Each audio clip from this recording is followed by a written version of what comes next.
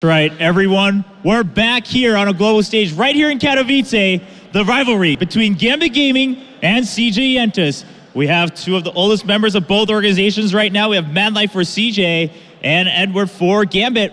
I want to know if they have anything to say to each other after having played so many times in the past. 그럼 이제 여러 번 예전에도 만났던 팀인데 상대로서 특별히 에드워드 선수에게 정말 메라 선수는 서폿의 신으로서 불렸던 선수인데 할 말이 있는지 궁금하네요. 이제 오랜만에 뵀는데 예전이나 지금이나 항상 잘하신 것 같더라고요. 그래서 오늘 경기로 누가 더 잘하는지 한번 겨뤄봤으면 좋겠습니다. Well, we've met several times for sure, and I always thought Edward played really well. But I think tonight we'll really be able to say who gets to go on top and who's the better support in this world. What do you have to say to that, Edward? I know we played so much together, but most of the time we won, of course. But I just a pleasure to play against Medlife because he's one of my favorite supports to look at, and it's just gonna be a fun game. Awesome. All right. Well, that's going to be the opening match in Group B, everyone. I hope you're all excited for Gambit Gaming up against CJ Entus in Group B for League of Legends here at the Intel Extreme Masters World Championship in Katowice. We'll be back after this break.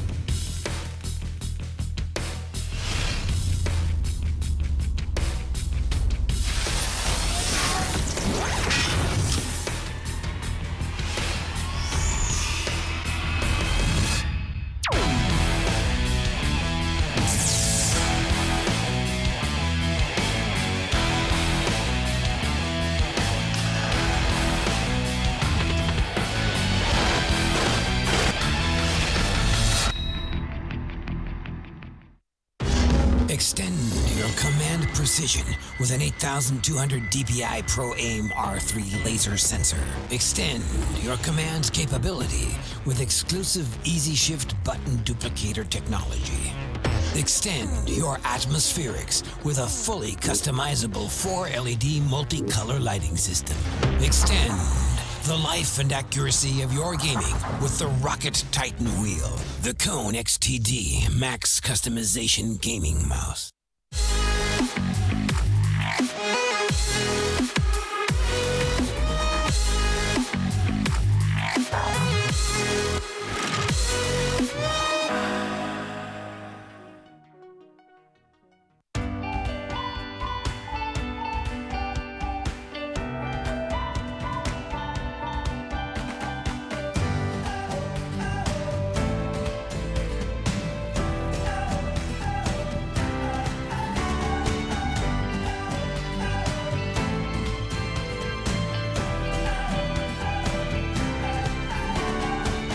Katowice świetnie się prezentują. Przekonaj się o tym w nowym roku.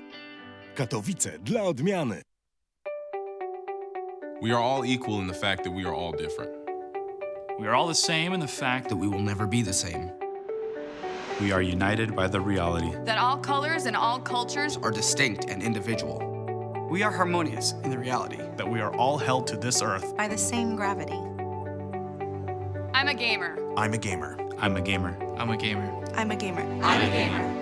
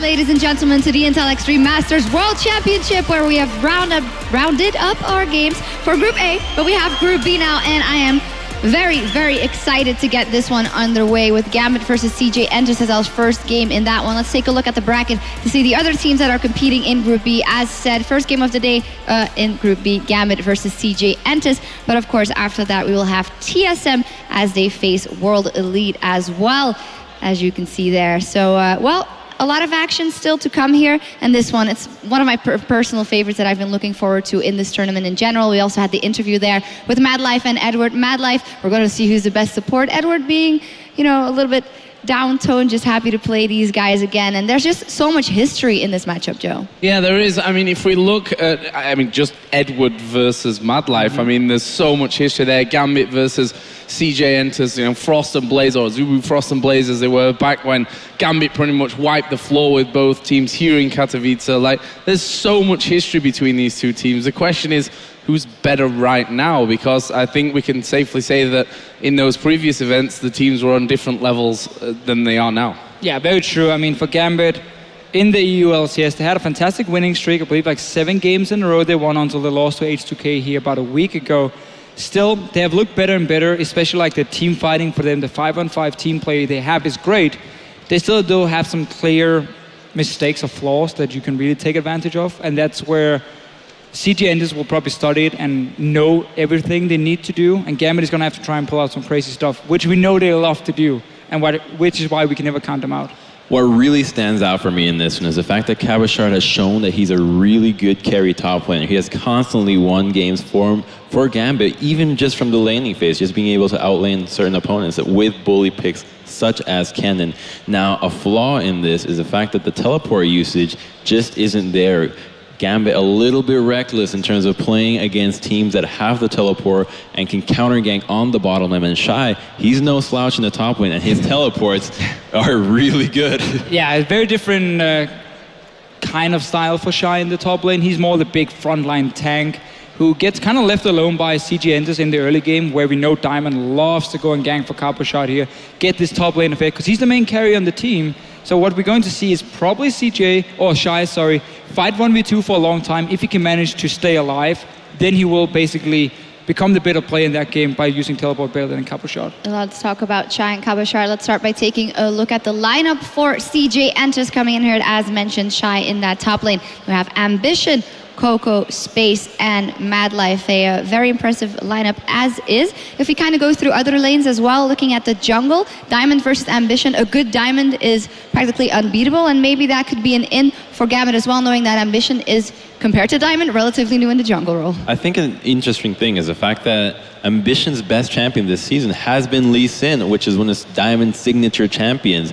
And I think that the really big thing about it isn't that the champion itself is strong, but that it lends itself to having a double sightstone and really allowing Shy to get those really good teleport flanks and snowball off of the mistakes the teams are making by overcommitting and failing to take into consideration that he will teleport and he will make the plays for his team. And that's what I'm expecting to see. And is Gambit going to be able to punish the top lane and punish these teleports hard enough to actually counter that? Well, we'll have to find out. Yeah, and can they avoid dying in the bottom lane? Because also Space has been one of the key players, honestly, for CG this year. And normally there was all the jokes about, you know, Madlife being in Space Prison and so on. But he's stepped up and he's become a bit of a carry for them. And we see them use a lot of time and resources on him as well in the laning phase. Often you see them, when they win games, it's because Space and Madlife does well in the laning phase. And they use this 80 carry, rotate him around.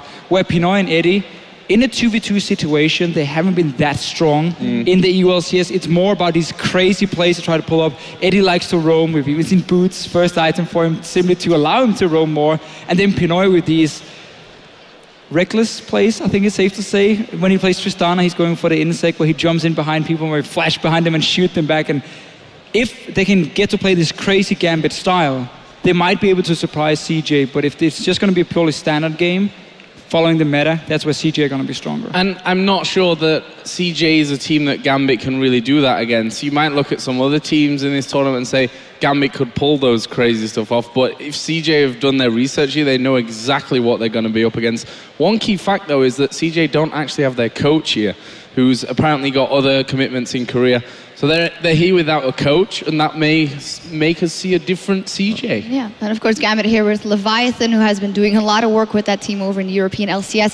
Let's also take a look at the lineup for Gambit, as I'm sure a lot of people here already know, but it's always good to see that one. We have Cabochard, Diamond, Betsy, Pinoy, and of course Edward. We haven't touched on Betsy yet versus Coco in that mid lane. He's the kind of player, when we talked to him as well, that has said, well, I don't really care or look at the person I'm up against. I just want to do my best, not in a disrespectful way, just in a mindset way. It is better for him, but this is a whole new ball game in this stadium. So how will he be influenced?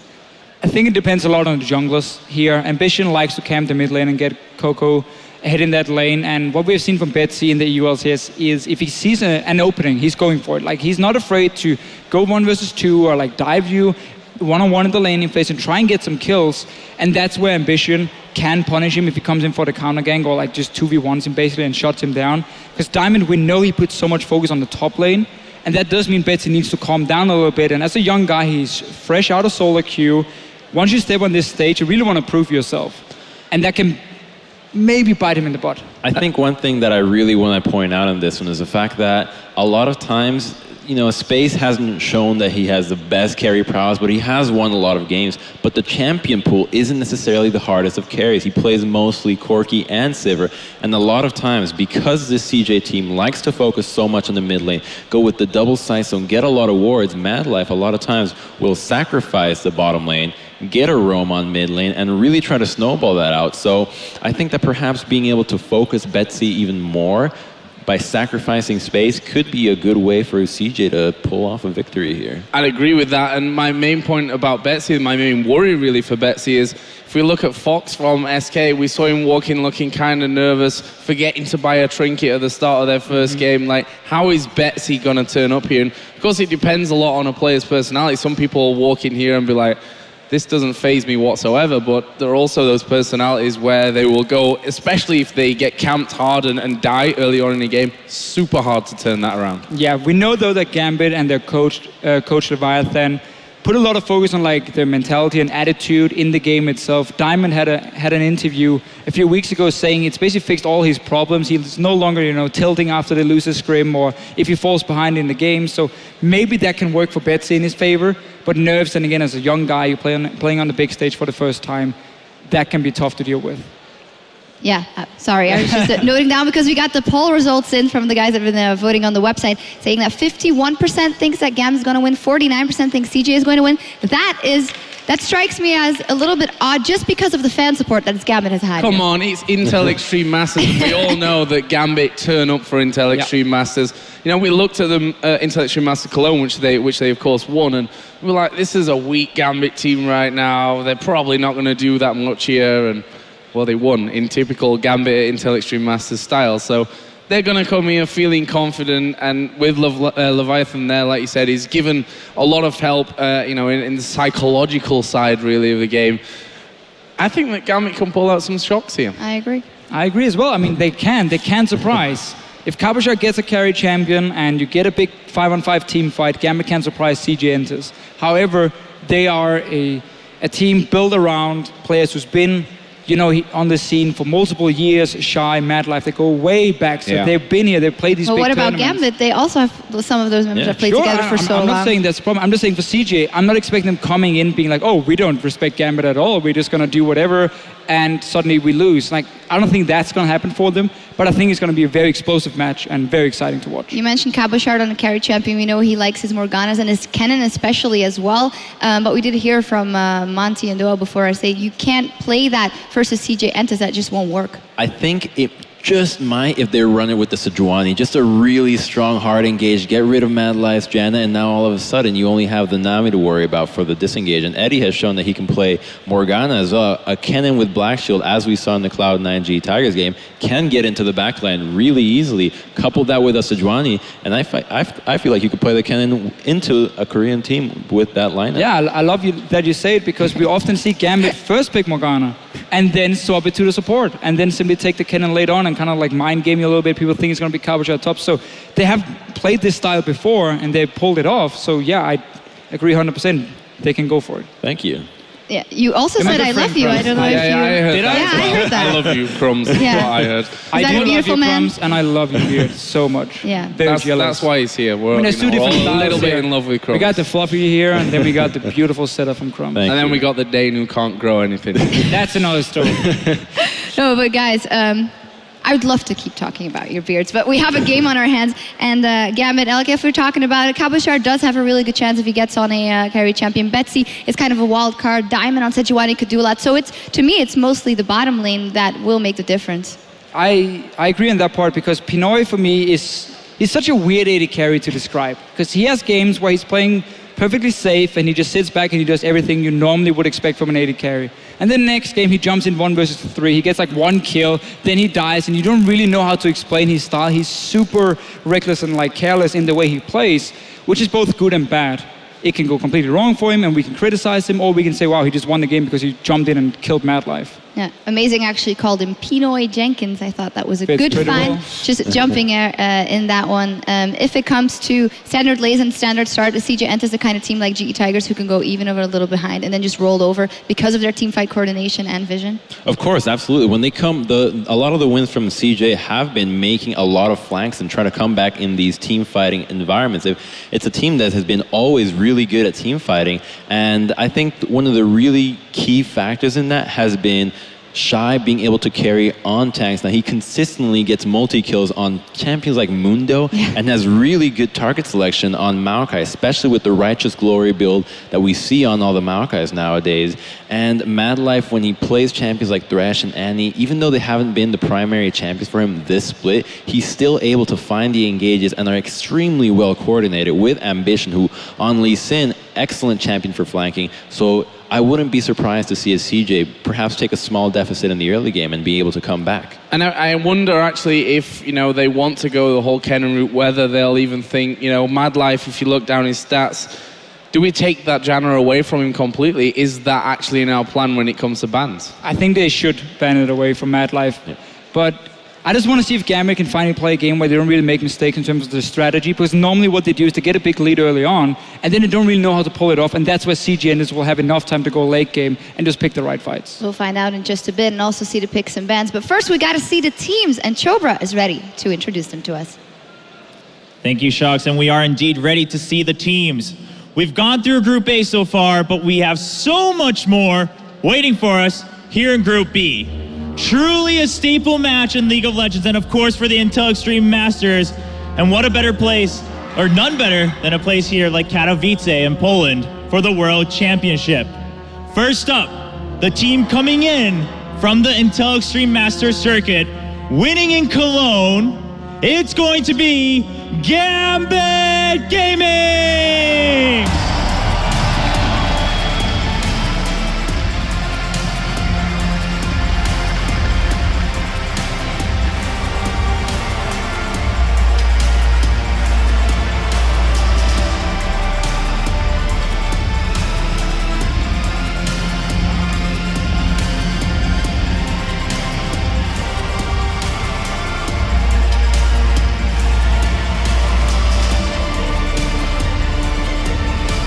And their opponents, hailing from Korea, finishing second seed in the first round of the spring season. Seeing if they can match up once again against the powerhouses of Gambit, it's going to be CJ Entus!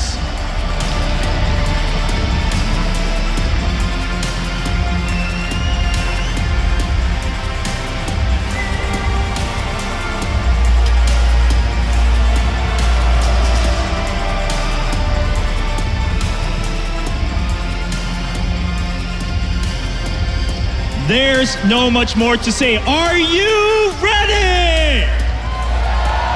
Then let's get right into Group B here at the Intel Extreme World Masters World Championship back at the expert desk.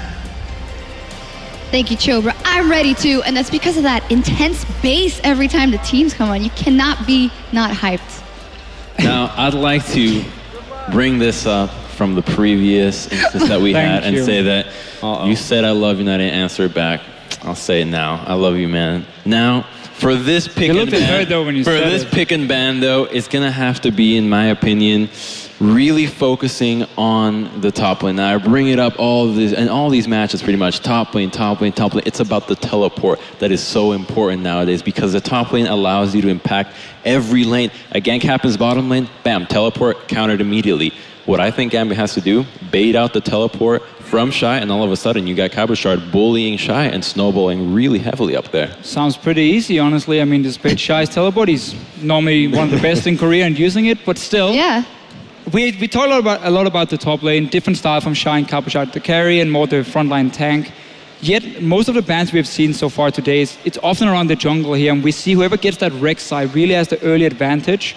I want to see if CJ is fine giving Rek'Sai over to Diamond and Gambit, who's on the blue side, and then take like a Lee Sin for Ambition. I think it's an okay trade to take, but then you got to get the likes of maybe a Janna coming in from Mad Life, which I would expect to be banned away, especially if Gambit want to run this cannon here. You got to target some of these disengaged supports to make it work. Indeed. And is that the right way to go? I mean, are you putting that much focus on supports when we know that, he said Shy's not, that he plays more the tanks rather than the carries in the top lane, but he carries with the tanks, which is obviously a huge problem for him. Mundo, for example, been banned out a hell of a lot, and when not, he's been doing ridiculous things on it. Surely when you look at CJ, and we've not really touched on Coco even in that mid lane, no, there's a lot of big bans you've got to go for. Yeah, LeBlanc against Coco has been a fairly standard ban beforehand. He's a fantastic LeBlanc player, and you probably don't want Betsy facing up against him on that champion here in the start. I mean, Betsy has no games of LeBlanc played this season, which would be beneficial if you can bust it out in this game right now. Well, we are going to be dropping here into the picks and the bans. Of course, Gambit starting out here on the blue side have first choice.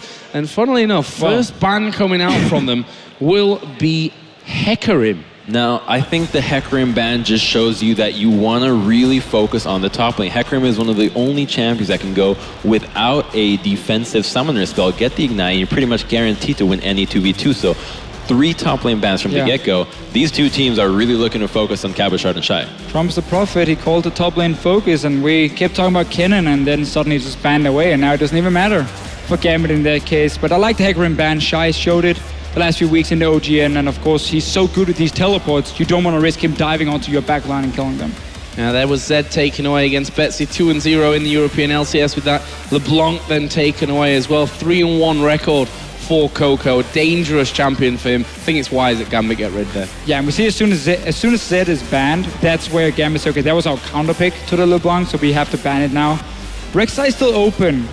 Again, CJ, they can give it over to Diamond. He's been great on Rek'Sai, but we've also seen him play multiple other champions, even the likes of Evelyn. Speak of the devil. That I'm not a fan. Okay, so Rek'Sai banned away. Nidalee should be coming in then for Diamond here, or Morgana, which we know they like to take early. A concern here, though, is the fact that Janna has still been left open for Mad Life. So if they choose to go for a hard engaged composition, even though the cannon is not there, they have run Sejuani, which offers you the ability to go for that really hard engage. Janna, especially if she goes with the build that Gorilla has shown to work with the QSS early, would completely shut that down. Honestly, if you go Morgana here for Gambit, you don't really give away the Nidalee because we know Ambition doesn't play it. Even though he's a former mid laner, he can play it. He hasn't shown it yet. So if you got Morgana at least, now to take Annie in this case, but had they taken this Morgana, they could have built a bit of a poke comp, which doesn't really care about that Janna later on, but it seems like instead, full-on hard engage from Eddie. Surprisingly enough, though, Ambition has actually played almost 30 games of solo queue of Nidalee as of recently and has almost an 80% win rate on that champion. Oh, now he's going to pick it too. Well, my friend, that's not... There's a reason why I'm called the Prophet. Doing pretty well here at least. Scouting the solo queue and everything. I really don't understand any first pick though from Eddie. Yes, surely there's better options as a first like pick. Lissandra, Nidalee, Morgana. I mean, there's a lot of options coming in instead. We know Mad Life prefers to play the disengaged supports. Yes, he can play Annie, but it's mainly Janna and Nami for him. So it's not even a takeaway in that case, and it's not really a flex pick either. We've only seen support Annie coming in from Gambit, so I'm a little bit surprised about their first pick. If you go for the really hard engage, I'm still really hoping for that Sejuani from Gambit, or I guess Lee Sin, but just something that can really get on the backline and instantly pop them. I think they really have a good shot on what they'd be going for. They're going for the Lee Sin and the Corki. Now, Corki is a champion that offers so much magical damage in the mid-game power spike as well that lends me to believe that perhaps an Aurelia pick coming out from Cabashard would eventually, because you need a little bit more damage because Lee Sin doesn't pack that much in the late game. Same goes with the Corki, and it lends your top laner to be a physical damage carry because you already have the magic damage from the Annie and the Corki. I think Gambit can be fairly happy that they get Lee and Corki after first picking Annie there. I mean, Corki is the favorite champion of Space up until now, played in most games, I think 4-for-4 record. But what does that now leave open for CJ on the other side? We can see double AD carry come in for them with Ezreal mid lane if they want to. They've played it before. It's going to be an all-in kite composition. I'm still expecting the Janna for Mad Life. You have Lulu top lane. Okay, Nami works as well in this case. And now with Ezreal mid lane, we might even see like a Giacomo composition for them, which is so hard to play against unless this Annie can flash tippers perfectly in the mid game. Because once you go too late game and you get QSS and everything on your AD carries, that's where suddenly Gambit won't really find any ways to engage in the fights. Now, I'm really worried for CJ right now because they're picking such an incredibly difficult team comp to execute without having any frontline. You have the Nidalee, and if you want to run the Juggernaut double AD comp, you really don't need that Nidalee. You have enough with the double AD carry. Right now, you don't have a tank. You don't have anybody that can really stand in the front line and soak up any damage for your team. So this is a very difficult team comp to execute, and absolutely love the Twisted Fate pick. We have seen it work against the Juggernaut and can really get into the backline, and just if Kog'Maw mispositions a 2-second stun, nullifies the entire comp. That's very true, but we have seen CJ and G Tigers run these Juggernaut compositions, these kite comps where they don't have a front line and they play so well around it anyway, because everyone knows exactly when to go and deal some damage back away. When you have Nami Lulu buffing up a hyper carry as well, you need 2 or 3 hits and a target is out of that fight. So for Gambit side here, Jarvan top lane, I've heard them talk about it a few times. Normally you run Ignite with it as well, not a teleport, and it's just all in when you're laning phase. TF Jarvan together, that's a fantastic combo of basically shutting down Shy on this Lulu. He's gonna die multiple times. Like, you can just dive him easily after level 6, not a problem. But really Gambit's composition here, they have to snowball early on. Otherwise, this comp from CJ is gonna completely outskill them. They have the tools to snowball this perfectly. The Annie is gonna be able to always lock down the bottom lane of a Nami Kog'Maw. 0 mobility, 0 defensive spells to get out unless the bubble lands. Any Annie flash stun will get this comboed with the Twisted Fate. Now, I wouldn't be surprised to see Space take another cleanse in this matchup, but we're not going to see it. No, and also Ezreal mid lane doesn't really offer any pressure on a Twisted Fate at all. Ezreal is a fairly passive laner, and he's not even, I mean, yeah, you can use your ulti to push the wave, but then you won't have the side lane pressure in that case. So TF should find openings to go to these side lanes here as long as Betsy plays it well. He just got to be careful very early on that the Nidalee doesn't come in and like really set him back, and then he can choose the lanes he wants to go to. Yeah, we will see a cool draft coming out here from Gambit. We'll see what they can do with it as we get on the Rift right after this.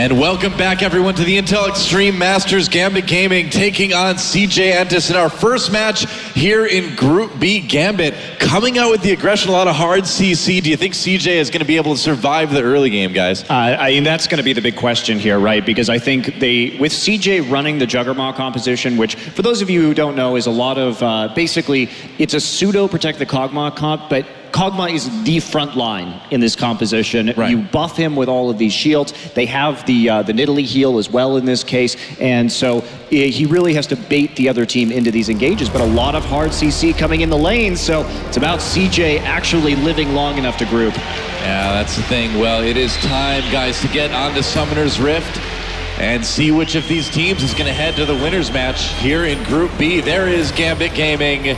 And on the other side of the map advancing is CJ Entus. On the red side, the crowd already chanting here in Katowice, an IEM classic yet again.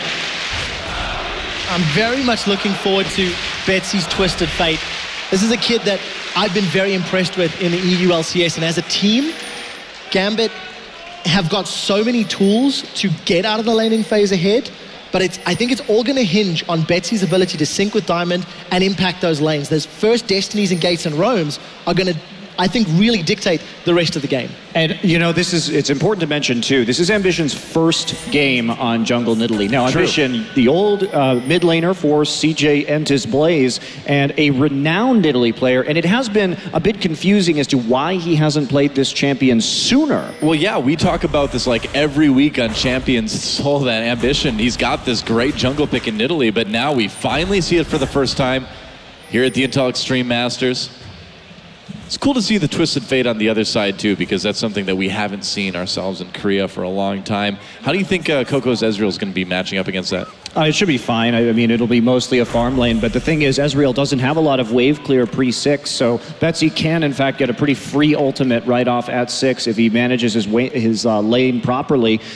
We do see the lane swap coming in. Yeah, I want to see how Pinoy handles himself on this Corki, and in all of his previous games, he tends to play very aggressively, really, really getting into the faces of his opponents, and Pinoy is the kind of guy that will Valk in. Which could be the death of him. So we should keep our eyes on that. Well, we do see the lane swap is being called right here. Pinoy and Edward do take the Gromp. And so Pinoy, a little bit of damage right here, but he will be heading up into that top lane, finding the Kog'Maw and the Nami. It's a bit rough. They're going to give that level 2 to Edward. I wonder if they're going to try something here in the mid lane. We'll see. Ooh, but already Cabochard waiting.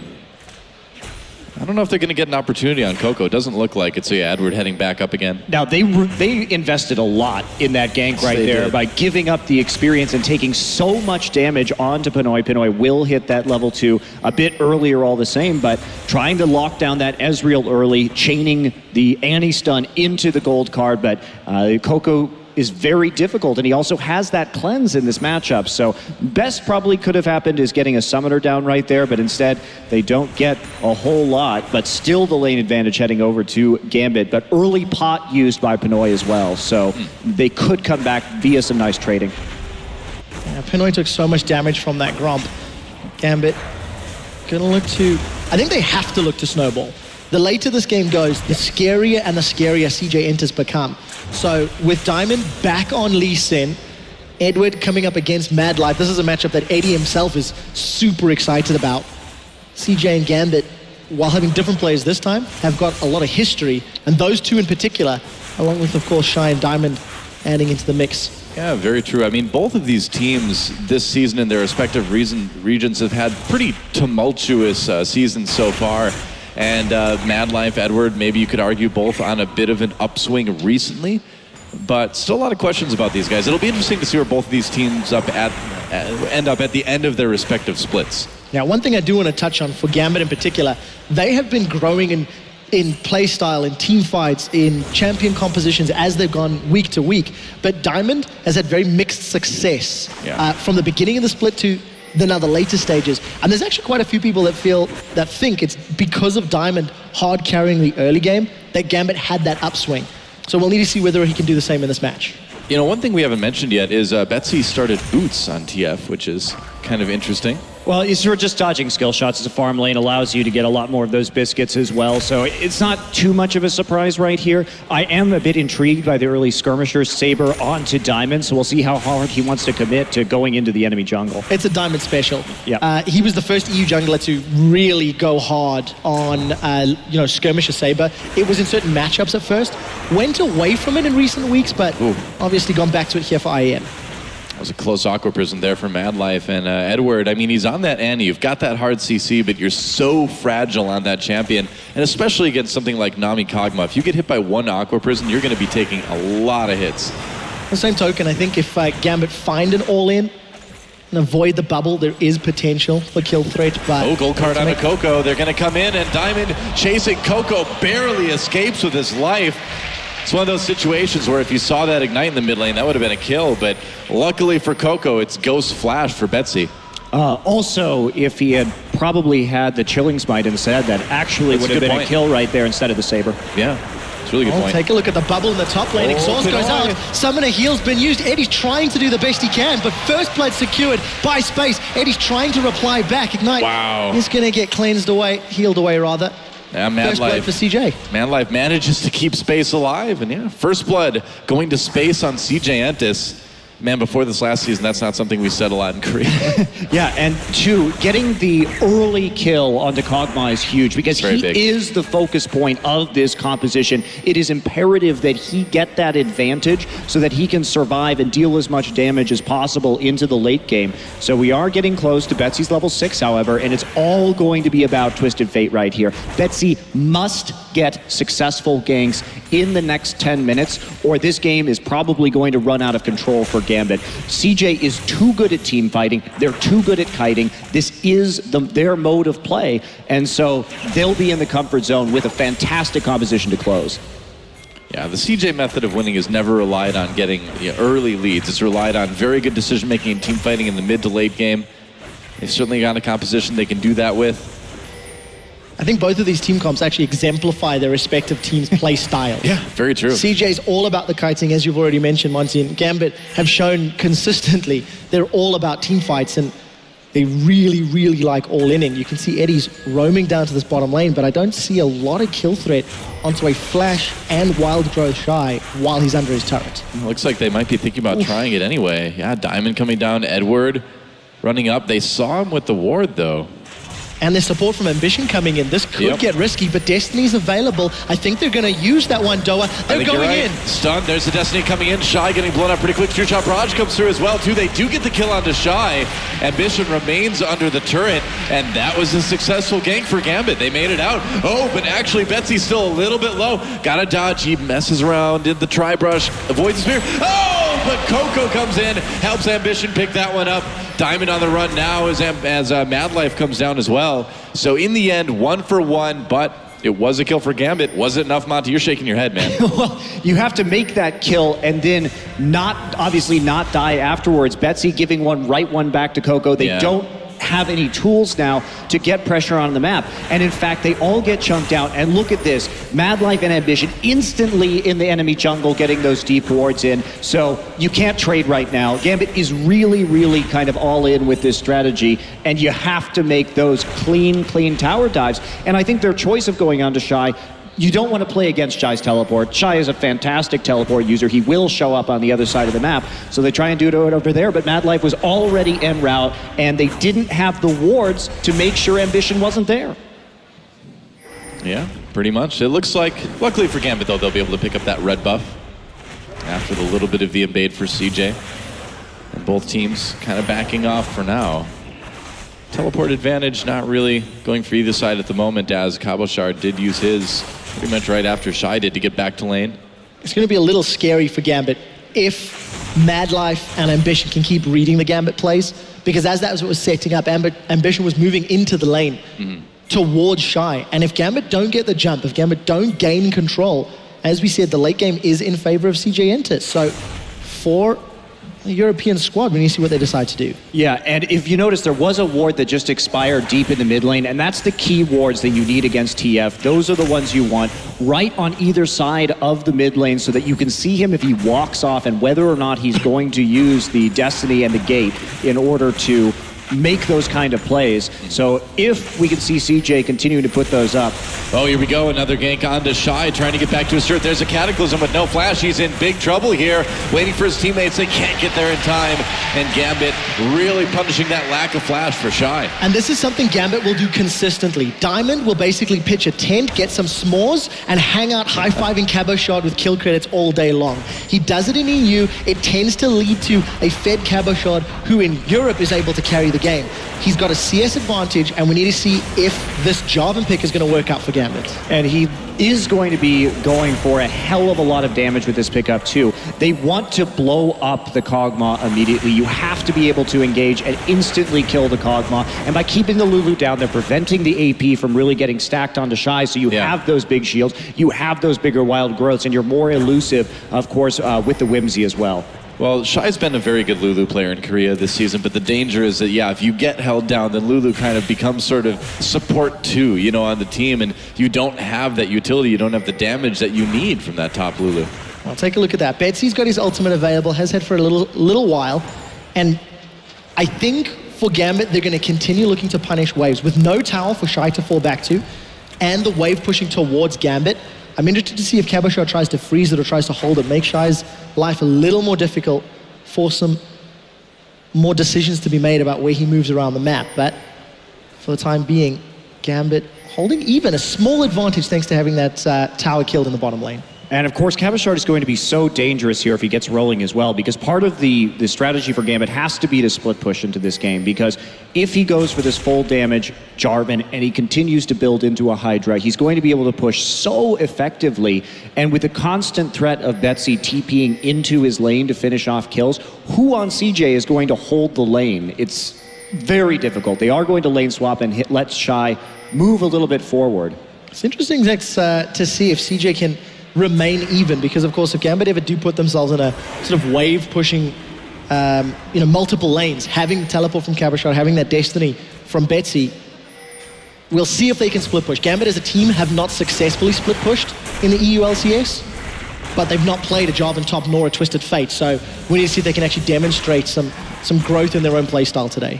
You can see a lot better wards right now around the Dragon from CJ Entus. They've taken that threat very seriously as their bottom tower now down, and they are forced to play forward. They're going to go for it. Yep, that's right. CJ starting that Dragon off. Gambit grouping. The thing is that Pinoy is still way up in the top lane. Shy has his teleport up, so that's enough of a danger that CJ should be able to take this one pretty easily, and they do. Gambit not really in a position to respond to that one, and that's exactly what CJ wanted. Betsy didn't even use his destiny for vision, so I wonder if Gambit just had no intention of fighting over that objective at all. I think that was a pretty easy one to give up. Again, with Pinoy all the way up in the top lane, I don't think they were really planning on contesting that one from the beginning. Yeah, I mean, they couldn't because of that, but at the same time, Gambit does need to snowball now and start getting those objectives now. They can't be giving up things for free when they do have a lot of TPs available. They're going to lose this bot turret too, maybe. Pinoy late to recall on the top lane, maybe a little bit greedy with the wave, and this is going to cost a tower, so CJ going to even up that tower score. This is really poor defensive play from Gambit coming in, and we'll see if they make somebody pay for it. Well, and they have the aggression. Oh man, Shy getting jumped on again. He manages to get out of the Cataclysm. Betsy comes up, lands a gold card. Another kill for TF. And he'll be able to get out fairly cleanly, it looks like. And again, off of Cabo Shard's laning, but Betsy gets the kill credit. I think that's very important. 2 Destinies used, it has resulted in kills, and it's going to get another tower.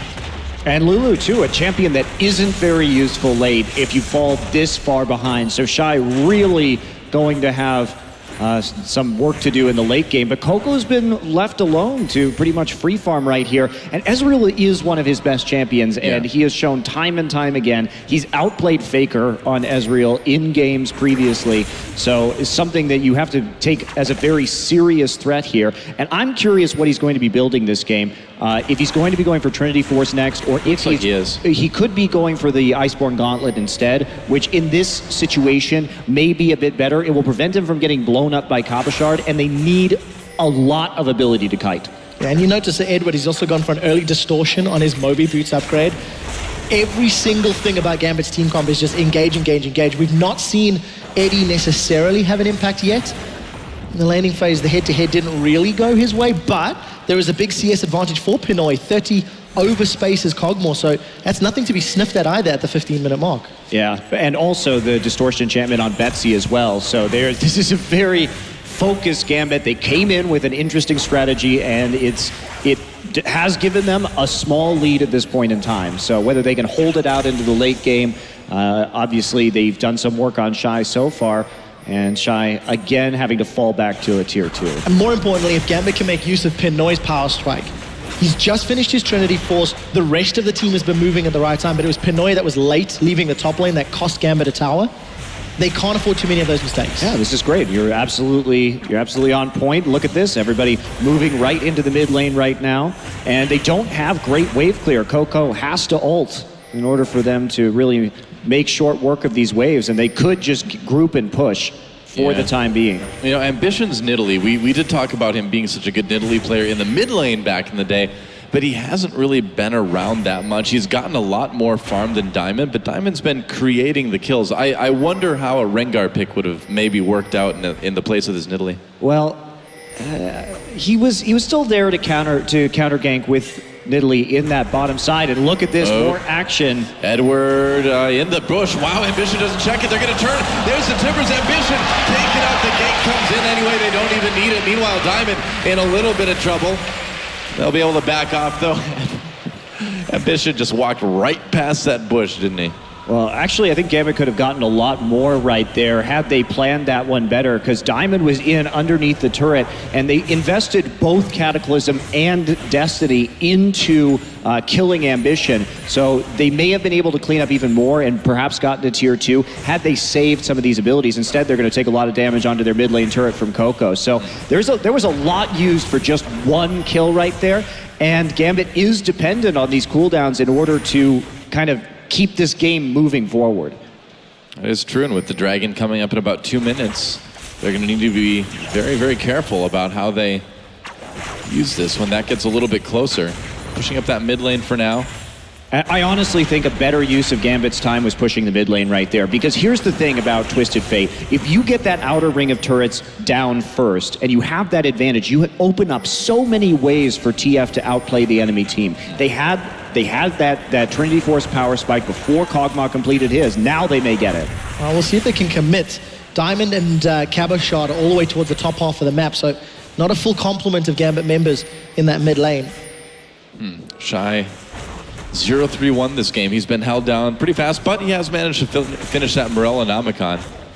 Just in time, too, as that Dragon is coming up in about a minute now. You can see CJ trying to take vision control around that area. Oh, Coco takes an opportunity to get some damage in. Got to be careful, though. Gets hit with that gold card. Kick back in. Can they turn it around? Ambition coming in. Manages to get the kill onto Diamond now. Cabochard on his way out. Space putting a lot of damage in on that Kog'Maw. This mid lane turret may be in a little bit of trouble now. Yeah. Still a lot of wave clear, though, but good for CJ. Yeah, they really turned that around instantly. You can see the speed at which some of these TPs are coming in from CJ. Now they have that 30-second timer. Diamond will be back up in Ambition.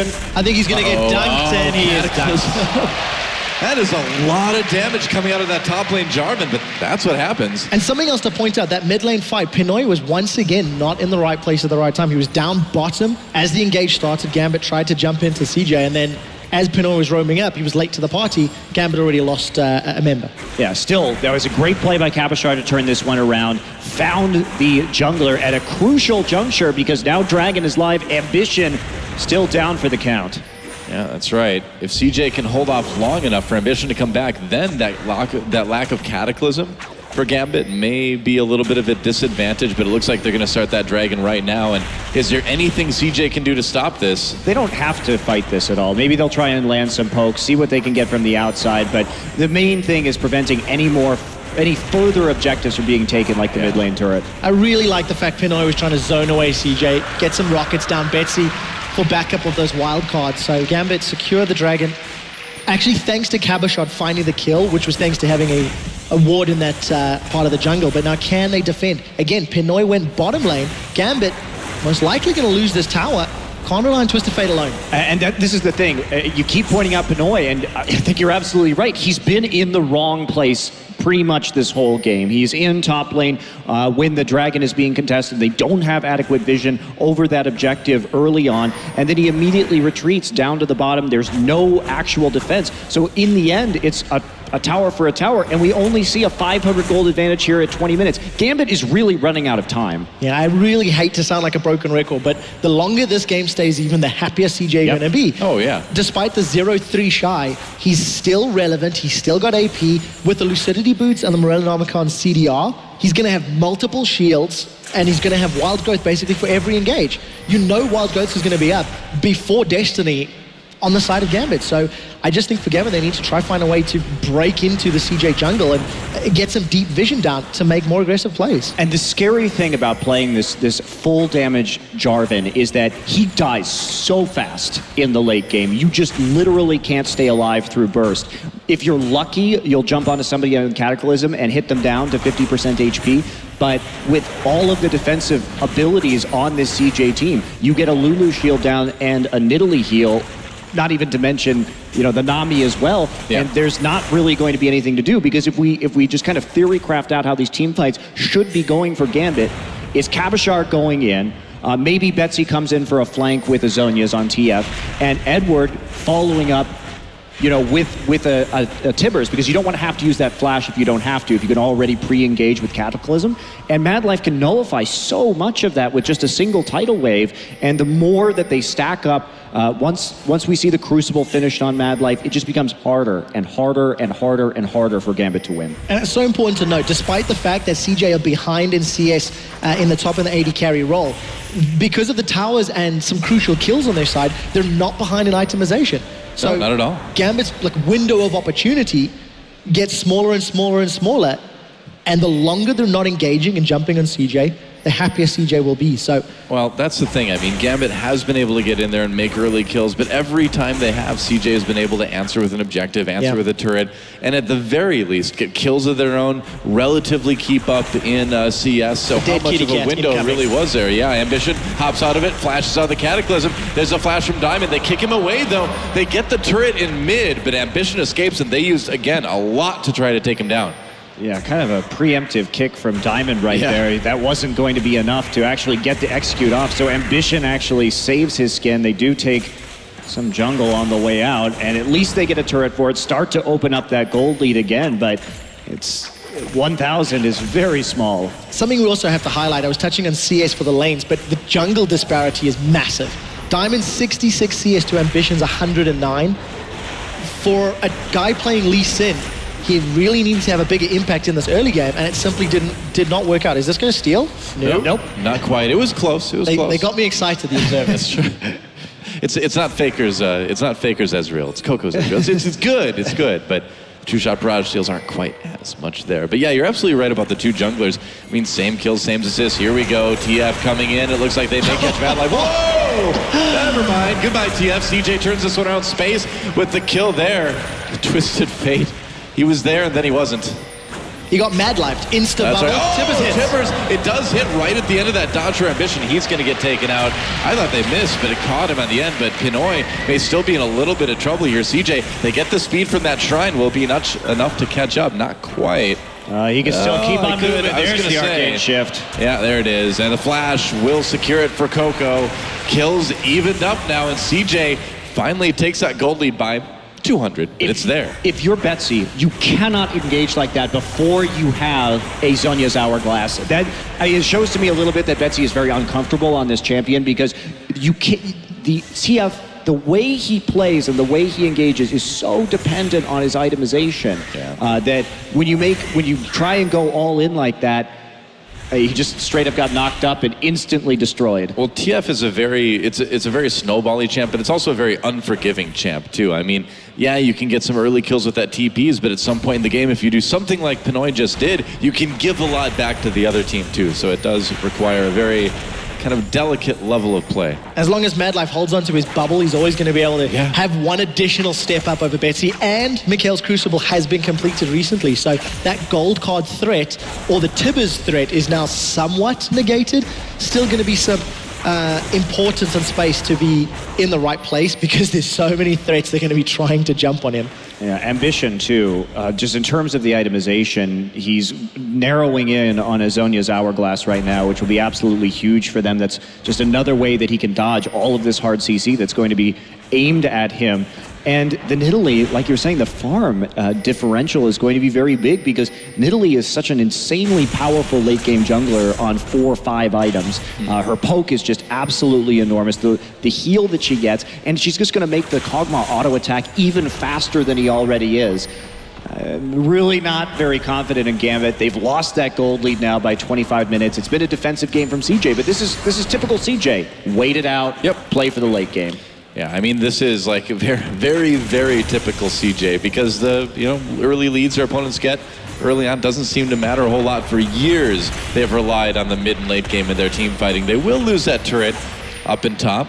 Small misplay, I think. But then again, CJ don't have the strongest wave clear, so it would have always been difficult to defend that tower anyway. I think they'll trade it for a dragon, though. I do think there is a tiny, tiny bit of threat that if Gambit can surprise CJ, maybe from the flank, maybe from a Destiny, because of the all-in damage of the Jarvan and the theoretical damage of the Hourglass TF, there is the possibility to eliminate Space or Coco early, but that is the only way for Gambit to really make a play in that scenario, and it's going to be so difficult to pull off if they get CJ all the way to the inhibitor turrets. There's not a lot of space to jump in behind or Destiny behind for Gambit. Yeah, Gambit, this also goes back to the fact that they think they were really too passive and focused on kills. When you get those kills, you have to make sure you're instantly in that right place to continue to knock down those towers and just snowball that advantage. So they got that lead, and then it just kind of slowly drifted away without them pressing and playing aggressively enough here.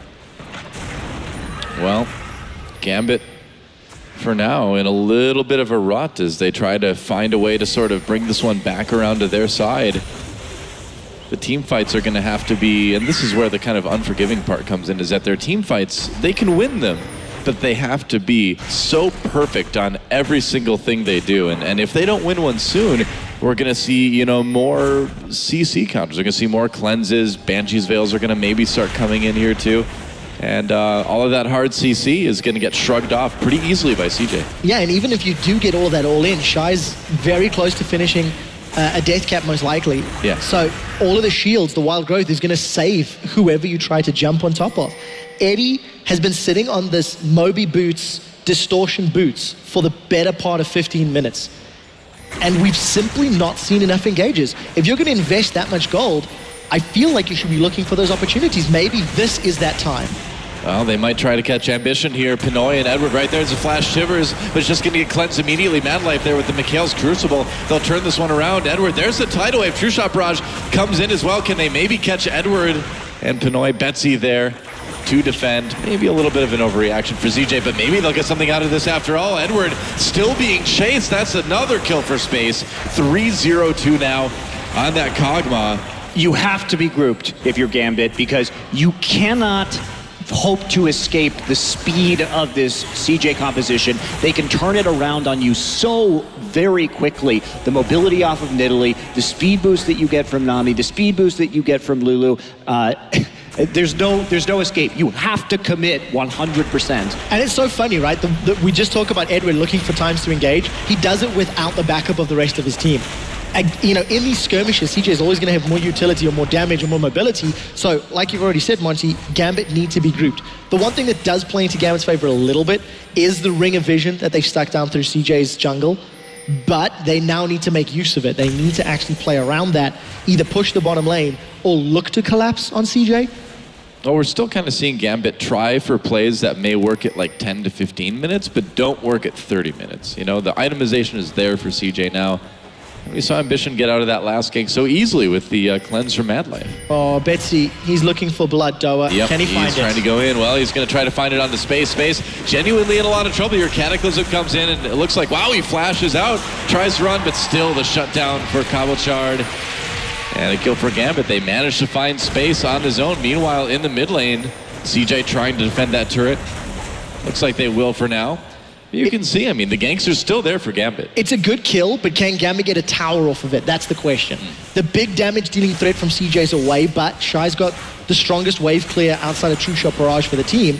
And look, Gambit have run out of minions. They simply can't push, despite getting their 7th kill of the game. Yeah, these kills are absolutely meaningless at this stage. They need much, much more. They need to be able to be in a situation where they can actually convert that into a Baron. And by making plays into the bottom lane and using that Destiny, there is no follow-up. There's no Dragon on the map right now. There's no way to instantly try and grab a Baron or really do anything off of it whatsoever. So I mean, it's nice to line your pockets with some of these kills just a little bit, but it's an objective-based game. You have to take more. Well, Monty, I'm a believer. Edward's working his way towards that righteous glory. We've seen the power that Cabochard has had 4-0-2 on that top lane Jarvan. Got some tankiness to back up the damage. 30 minutes into the game, yes, the chips are falling into CJ's favor. One strong team fight could equate to an inhibitor, could equate to a Baron. And that can change the entire dynamic of Gambit's strategy. Yeah, they got to do it now, though, because CJ... Yeah. Oh, he misses his Q on the Mad Life. Wow. Uncharacteristic miss for a Diamond there. And the thing that's coming into play right now is we're going to see double blades on the 280 carries and double hourglasses on the top end jungle. And at that point, they're going to be able to kite so efficiently and dodge the hard CC that it's going to be ridiculously difficult. So when CJ hits that power spike, they may just start trying to look for fights. So it's going to be the 5 Ds of dodgeball. I think you're right. I can't remember really many of them, but, dodge, I agree. Duck, dive, and dodge. Okay, there you Patches go. a Houlihan. He is somewhat of a hero to me. I'll keep that in mind. Do you have the little picture above your bed framed? I have one over the hotel, actually. Oh, really? Yes, yes. Oh, cool. So that much of a fan. You should bring it tomorrow. I'll do my best. Set it on the desk. I'll do my best, but it might be sacrilege. You know, he belongs at home. I see. Home is where the Houlihan is. Well, you know, when people ask you how can you sleep at night, now you can just tell them, well, I've got that picture and he helps me get through it.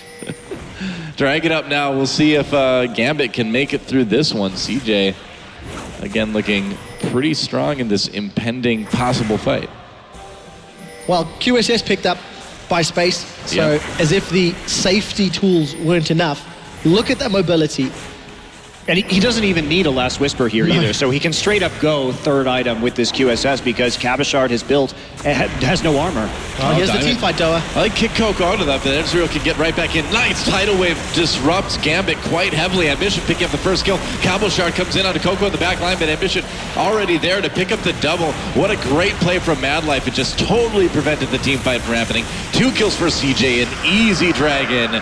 And I think this is pretty indicative of what we're going to be seeing for the rest of the game, unfortunately, for Gambit. As long as CJ continues to group at this point in the game, there's very little chance that Gambit will be able to do anything at all. If we look at the fight right here, Diamond kicks Coco out. I mean, that really doesn't even do anything at all. The counter initiation right there with the tidal wave. Cabochard goes in, but they're just too tanky now. And that's the problem with building full damage Jarvan. I'm sure a lot of you guys know from solo queue. It's at least popular in Korean solo queue. Yeah. Drives me insane to see that top lane Jarvan so tanky because he just can't do anything in the late game. And really, again, so much pressure on Diamond, and he's simply not delivering this matchup. He had very little impact in the early stages of the game. He's down 60-odd CS. You know, that's 2 kicks that have been very, very awkward onto the members of CJ throughout the course of the game. And if you're not setting up those kills into Coco's space, there's simply no way this team comp's going to work. And unfortunately for Gambit, all of the small positives that they had in the early game have not equated into anywhere near enough of a lead to deal with this late game team comp. CJ is completely enabled and online. Well, yeah, and look at this. I mean, Cabochard only just now starting to build armor, and Space will have that Last Whisper by the time any armor gets down onto this team outside of Betsy. Of course, it is very difficult to itemize against CJ's composition due to the intense mixed damage that's coming through, but there's been the window is gone. I mean, the strategy was very clear coming from Gambit, but it was a good one too initially. It was conceptually it was something that really could work. I liked it. I liked it As too. a team, Yeah. Gambit really like to play aggressive. They've got players that like to get in your face. So I agree with you though in theory and the concept, but in the execution, I just don't know if it was as aggressive as it needed to be. But we look to be in somewhat of a tower trade scenario. Yeah, and CJ could push this one all day, man. I don't think they're too worried about the trade. You can't face race this at all. Look at how fast they're just tearing through those. And they're just going to go right onto the inhibitor turret. I mean, the bot lane for Gambit is there to try to defend, but this is not a race that Gambit wants to take apart in. And one of the scary things now for this game as well, too, that with the double blade on CJ, if they get an opportunity, they can take down Baron so fast. Yeah, it's ridiculously quick Barons that are possible here. They need very, very little time. The crab will be expiring right there, and so will the last shred of vision around that Baron. Yeah, and despite the gold and kills and towers looking even, the headroom for CJ Entus' team comp and the possibilities that they have, on the condition they don't give up an early kill, CJ can simply do whatever they like in a team fight because that is Gambit's only way of winning a team fight.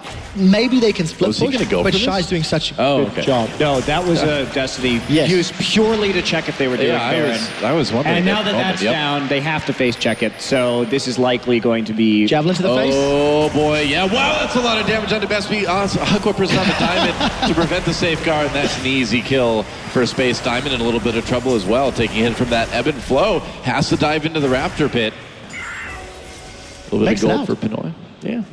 And this Lulu is just so dangerous to give CJ or the GE Tigers. You know, we were talking about it this weekend, but that is one of the things you have to take away because the Koreans are so good at solo lane Lulu. Certainly. And it just, that's the level of skill on that champion just hasn't really appeared outside of that region. And even when falling so far behind here, Shy managed to find the farm. He's been behind the whole game, but has caught up and knows his limits very well. I think they want to fight this. Well, they try. They lost that tier 2, but I think that's a worthy trade for a Baron, of course. And that's exactly what we were just talking about, right? A small opportunity for CJ and a very quick Baron. Yeah, any day of the week, you'll trade an inner turret for a Baron. But for Gambit, you know, they tried to make this work, and unfortunately, they've fallen behind. I really want to reiterate the Lulu solo lane. Just it has been underwhelming in Europe, but Gambit, they might find ambition one more time. Yep, that's right, trying to take him out. Mad Life with a big Aqua Prison. Not quite enough to save him, though. Nice Cataclysm from Cabo Shard. That may be a kill on the Mad Life. Certainly will be. Edward picks that one up. And so Gambit still showing they've got some teeth, catching a couple members of CJ in the jungle. And if only that had happened before the Baron was done, because that's exactly the play that Gambit would need to actually contest one of these objectives. And Ambition has been playing a little bit foolishly without vision at points during this game and getting caught out. And he really makes his team pay for it right there. Well, his Nidalee has been okay. You know, it hasn't been really spectacular, but it hasn't been that bad either. And I think one of the problems we've been seeing with Ambition all season long in Korea is that sometimes he does get a little bit kind of wacky in where he decides to walk in the late game. Well, he's been so do or die based on his ganks on Coco in the mid lane as well. That's really been the heart of CJ's strategy, is to get Coco rolling. This game he just chose to farm, wanting to play passively, wanting to respond to the lanes instead. But he hasn't, I agree, been the biggest factor. He's farmed up well enough. Banshee's Veil now, Hourglass complete. He's even got the defensive stats to back up the AP damage on that Nidalee. Interesting to see that he picks it up at the Intellectual Masters World Championship. Arguably, because the competition plays so much Nidalee. Yeah, I mean, it is interesting. Forming it to be a contested pick in that regard. Yeah, I agree with you. I think this is the time to bust it out. Yeah. For sure, just because we do see such an emphasis on that jungler from a lot of these Western teams. Well, we knew it was going to happen for Ambition at some point, too. You know, like we've mentioned before, he was such a successful Nidalee player when he was a mid laner on CJ Blaze that it seemed natural that eventually he'd move into the jungle Nidalee as well. And this is his first game on it competitively as a jungle Nidalee. Well, he's got the AP to back up his former mid lane ways. Look at all the Gambit wards in the bottom half of the river. There was 5 of them in this area. So there are Were Dragons being started. But again, Gambit, they need to try find the right target. And look at the poke damage from CJ. And also Gambit the heals. can't find an opportunity. Yeah, Coco did take a little bit of damage right there, but instantly back to full. Now Dragon getting very low. Coco already looking at that team fight. Actually, Diamond stole the Dragon. CJ comes in, though, with a kill onto Betsy, so getting a little bit of revenge for that one. But I think Gambit, they really do need to prevent those dragons, and I guess Diamond jumping in and stealing, that's one way to do it, huh? Well, that did prevent the 4 dragon stacks onto CJ, which that is pretty would big. have been made this game accelerate towards its close, but they're just dashing up the mid lane, and with Betsy dead, they lost a lot of their wave clear right there. No Destiny used, no Righteous Glory used. Gambit were half-hearted in that engage on the dragon. Ends up costing them, but Diamond has stolen a few this year already. Okay, well here's where we get to see if Space can channel his inner prey and play this Kog'Maw up to the level we've seen the GE Tigers do. Well, the thing about the Juggernaut composition is that Kog'Maw is so fast and so shielded, he can just walk up and shoot the tower. Yeah. And that's why it's incredibly difficult to defend against the Siege, because you do not need a minion wave. And there goes the first inhibitor of the game, taken by CJ. Just like clockwork, just so well executed. Yeah, very, very crisp. The thing about CJ and the thing about the Korean teams in general is that they really know how to get everything they can out of small advantages. You know, they're very decisive about, okay, we got this kill, now we need to move in and do this immediately. And when you don't hesitate like that, you can get them. It's quite funny to see as well, because Gambit's comp had so much threat, but it was also very, very linear. So in order for Gambit to have made this work, they also needed to play around the vision very well, and they simply have not had enough vision control behind CJ's lines. So every time Gambit have looked to engage, CJ Entus have been well aware of it. They backed away. If you think of that previous Dragon fight as a prime example. And the only times that Gambit have really picked up kills was either camping Shine Lane or jumping onto Ambition where CJ didn't have that the wards placed. Yeah, that is true. Mad Life here with the Talisman as well, picking that up. We did see it used during that last engagement, just another tool to get out, kite out of these engagements. And it's and an elixir of sorcery as well. You got to pick up that extra AP. You know, I like the true damage on my tidal waves personally. Hey man, this is just the next step to like Nashor's Tooth, and then you could just go full attack speed damage on the Ambition. A little bit of trouble. There's the gold card. Zonia's right after that though. Does it give CJ time to respond? Ambition's still in trouble. There's the Cataclysm. They use so much, but they do get it. Betsy with the kill there. How is CJ going to respond? Coco over the wall has got a lot of shields. There's a QE combo though. Tidal Wave comes through, doesn't save Coco. There's a double for Betsy. Pinoy still a little bit low here. They are pushing CJ back, but no. So wow, CJ Space gets the triple kill. Is he gonna get more? There's the quadra. Cobble Shard already way back though. I don't think this is gonna be a penta, but CJ's trying, man. They're rushing for it. But this Kog'Maw, man, he has reached critical mass. He is doing so much damage now. And that's the thing that works so well in this composition. If you invest as many cooldowns as they did on not Kog'Maw, Kog'Maw will kill you. Yes, that is true. Composition win. That's what CJ happy for. Throw it on the front line, throw it on Ambition. It took so long to take him down. CJ clean up. They're going to get another inhibitor from this one. Death timers are still so long. Yeah, the death timers are getting to be a bit of a concern. CJ may be able to push this one a little bit farther. They certainly don't need to, and yeah, they're not going to. But with 2 lanes of super minions pushing through, and like we just saw, you know, well, like we're seeing now, look at everything they use on Ambition. Yeah, Ambition actually dodging the gold card right there with the Zonia's Hourglass, and then the knock-up, so they invest so much into taking out Ambition, and yet here comes the cavalry at the end. Coco right there on the side, the zipping forward Kog'Maw. You start to see how much damage he can do. Cabashard goes in again, gets knocked up, and it's just lights out for Gambit after that. They don't have any more tools to deal with this. Space perfectly happy, face tanking everything in the world right now. And Diamond certainly not able to do enough damage. Space just lifesteal tanks him out of the rest of that fight. Yeah, that's a quadra for Space. And now Baron, the point of contention for these two teams. Look at all the Banshees fails too as well. The top and jungle still for CJ.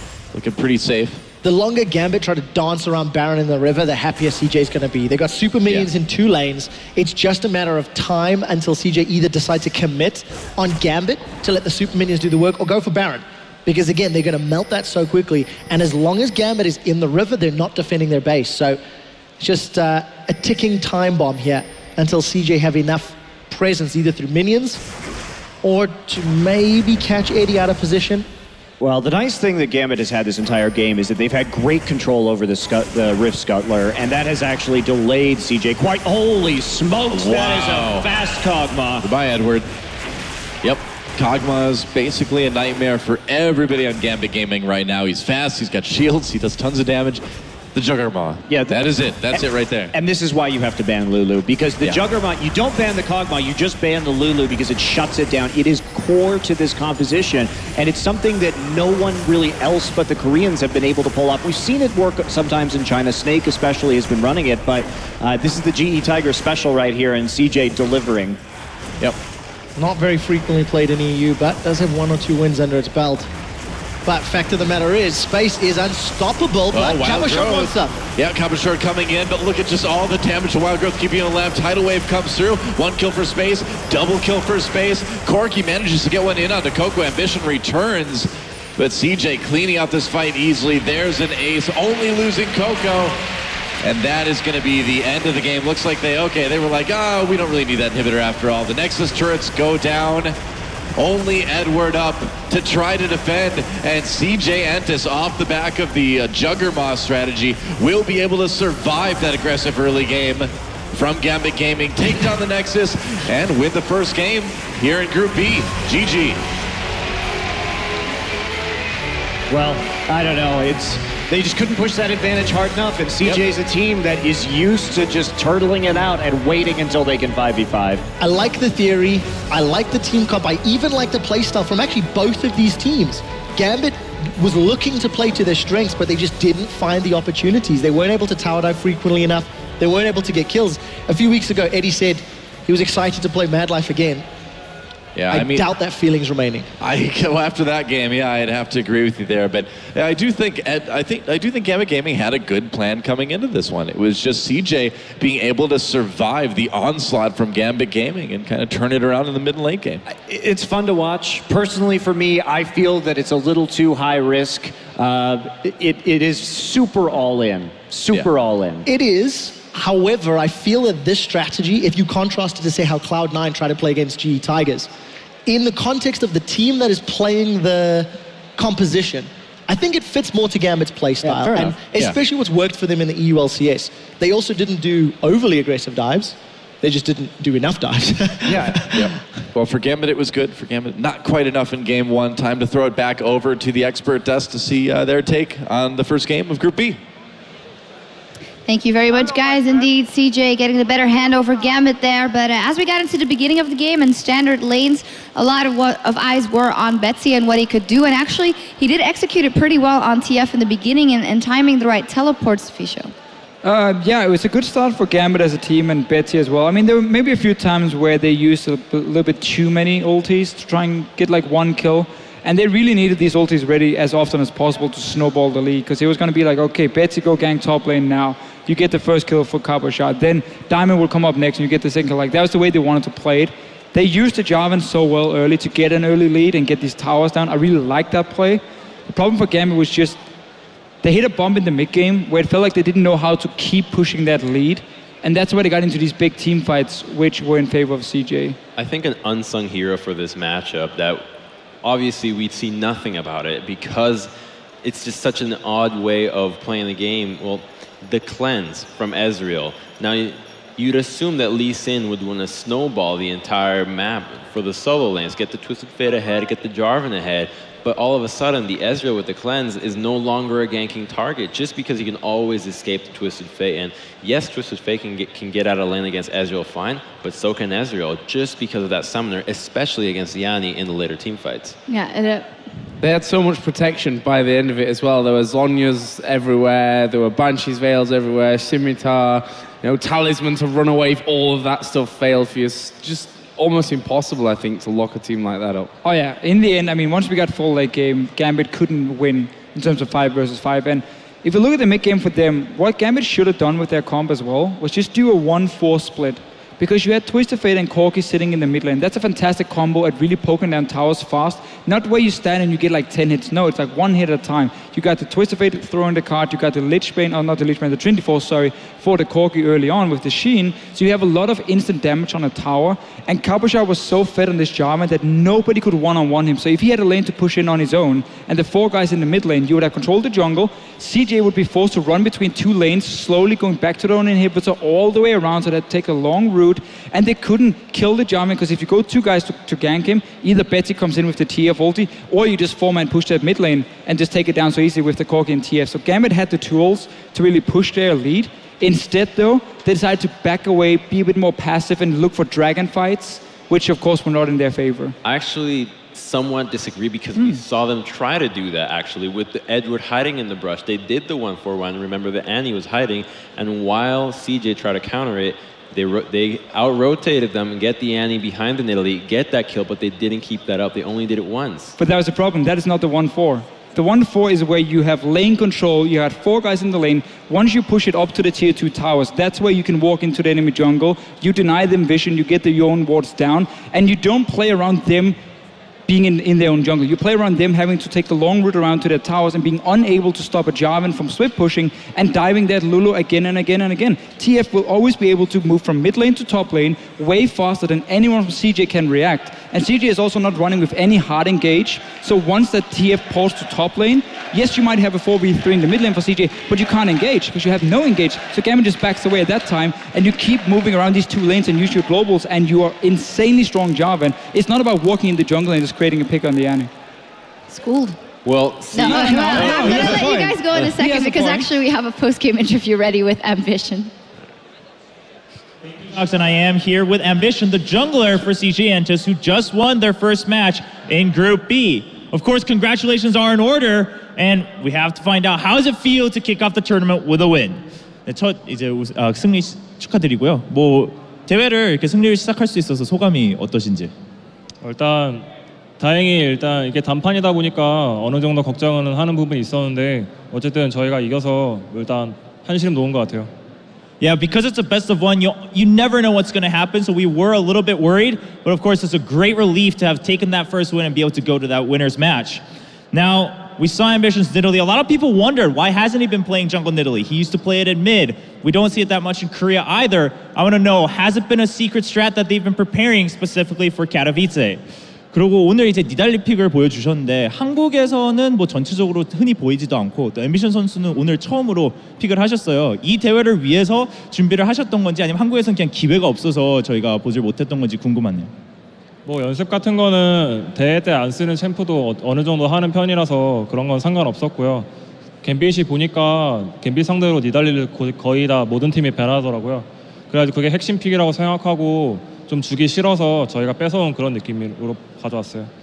Yeah, so of course in terms of practice, we always practice champions that we don't necessarily use in tournament play. So it's not like we've been preparing that in the dark. However, when we were studying Gambit, it looked like Nidalee was a strong ban against them for a lot of teams. So we figured, all right, well, if we're not going to ban it, we should take it away from them to make sure that we don't have to deal with it on the side of Gambit. Interesting to hear, another interesting pick we saw was on the flip side. Gambit playing Twisted Fate in that middle lane. Did CJ Entus see it coming? 그러면 반대쪽에서는 또 갬빗은 이제 트위스티드 페이트를 픽을 했는데 많은 분들이 별로 예상하지 못한 픽인데 그 팀원들은 서로 혹시 예상을 했었는지 궁금한데요. 저희는 아리를 할 줄 알았거든요. 근데 트페는 솔직히 예상하지 못했는데 그냥 조합 보니까 저희 조합을 되게 좀 잘 그러니까 끊어 먹을 수 있는 그런 조합이더라고요. 그래서 되게 조합은 좋다고 생각했었는데 저희가 그래도 잘 풀어서 어떻게 이긴 것 같아요. Yeah, we were actually expecting an Ahri instead of the Twisted Fate. We didn't really see it coming. As soon as they locked it in, we saw why they picked it. It was a good idea to try to cut us off and make some picks during the game. We played it a little bit safer. We were a little bit worried, and I think we countered it well in game. Now, in the process of countering that, we did see Ambition getting caught out a little bit more than his teammates, but which led to a lot of successful team fights for CJ Entus. Was this maybe a little bit more planned that Ambition would just draw out a lot of those ults? Because Gambit blew a lot just to catch Ambition a lot of these times. 그리고 이제 경기 중간에 그럼 중반부터 또 앰비션 선수가 가끔 뭐 먼저 좀 잡히고 그런 경우가 많았는데 그걸로 인해서 갬빗 선수들이 뭐 궁도 다 쓰고 뭐 그런 소환사 주문도 많이 쓰는 경우를 봐서 CJ 팀이 전체적으로는 한타를 많이 이기는 모습을 봤어요. 그게 어느 정도 설계가 됐던 뭐 경우인가요? 아니면 그냥 어쩌다 보니까 운이 좋게 한타가 진행이 됐나요? 저는 당연히 잘리기 싫었죠. 좀 살고 싶었는데 아무튼 그러니까 저희가 저 빼고 나머지 4명의 조합이 워낙 세다 보니까 상대편의 궁우주노가 좀 높다 보니까 그게 4대5를 해도 저희가 이길 수 있었던 그런 거였던 것 같아요. Yeah, well, of course, I didn't want to get picked and die. I didn't want to be the sacrificial lamb for my team. But in the end, we weren't too worried because yes, they were so reliant on their ultimates, and my team was very strong with just the 4 remaining members. So if they blew all their ults on me, it was still going to be a pretty easy 4v5 in the late game when it came to team fights. Now, as we see behind us, we do have the other 2 teams preparing in Group B. It's going to be World Elite and Team Solo Mid, wondering if Ambition has a preference on who they would rather meet, because TSM has some former teammates. On the flip side, World Elite, it's that classic China-Korea matchup. 그럼 이제 다음 경기 승자 경기에서는 월드 엘리트나 그리고 TSM 둘 중에 하나를 만날 수 있는데, TSM에서는 뭐 전에 같은 팀원이었던 선수들 계시고, 또 월드 엘리트는 항상 한국과 뭐 중국의 그런 라이벌 경우가 있는데, 어느 팀을 더 만나보고 싶나요? 일단 만나보고 싶은 팀은 일단 TSM인데, 솔직히 저는 W도 되게 응원 많이 해요. 일단 한국인도 있고, 그래서 W도 올라왔으면 하는데 뭐 누가 이겨도 저희는 좀 상관없을 것 같아요. Well, of course, personally, I do want to play against TSM a little bit more, but I have a lot of support for World Elite because they have some Korean players too. Of course, Korea and China, we've always had that relationship as some rivals in the region. So secretly, maybe I'm looking, well, both teams, I'd like them to come up so we can play them. But in the end, it doesn't matter. I don't think it's going to affect us too much. We'll get to find out shortly after this next game between Team Solo Mid and World Elite. Back to the expert desk.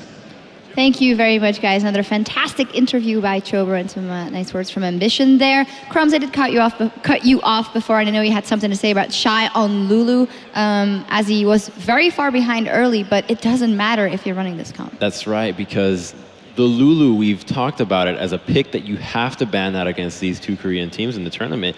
And it's because this champion does not need items. She is very good just playing from behind, just how both of these teams are. Her CC and the ability to protect is just unmatched, and even though the Jarvan was really far ahead, Jarvan 1v1 would not be able to punish the Lulu, tower dive her by himself. He definitely needs somebody else to help her out. And Twisted Fate? Exactly, needs somebody else, but it's not a lane that really gets all that much pressure just on a one-on-one. Even in the 4-0, you saw him just not being able to really punish the champion on a one-on-one, and you just don't really have many champions to actually do that just because of the nature of the defensive shields and the whimsy and the slow. So I just don't want to see any team facing these Korean teams and giving them Lulu away anymore. Yeah, and also great coordination coming out of CJ Entus. I do want to touch on Gambit shortly because a lot of expectations on them, as always, here in Katowice. But I feel like those structural problems they have is something we've seen in the EU LCS a lot. The fact that they can't push through an advantage. I'm not sure that they can fix that into the next game, Joe. Yeah, I think that's just a fundamental problem with Gambit right now. Yes, they've shown signs that they're getting better. Diamond, as you said himself that they're in a better place, both mentally and in game, but we didn't really see it there. They got to a point where they needed to start making waves, where they needed to start setting up whatever to do something with this game, and they sat back a lot. They're walking around the map. We saw one close to the end where Edward walks up into the top lane as Annie and then gets caught off halfway down. Like, they didn't really know what they were doing, it seemed. And I think that's something that you don't just fix overnight. No, again, as you said, it's been a problem for them in the EU LCS. Typically, they manage to win the late game team fights, however. They're often when they play the likes of Kennen and so on, where they have a good late game setup. Here, it was all about snowballing that early game. And CJ, they managed to really respond well to all the pressure coming in. We heard Ambition talk about how they didn't expect the Twisted Fate, so they had to really adjust to it in the moment, and they did. So full credit to them. They played this kite composition really well, and they won the game. Yep. And we'll see who Gambit will be up against, of course, later. The next game coming up will be Team Solo Mid versus WE. By the way, you can catch previews on both those teams and how they can do here at IEM Katowice on thescoreesports.com. And we'll see them on the Rift after the break.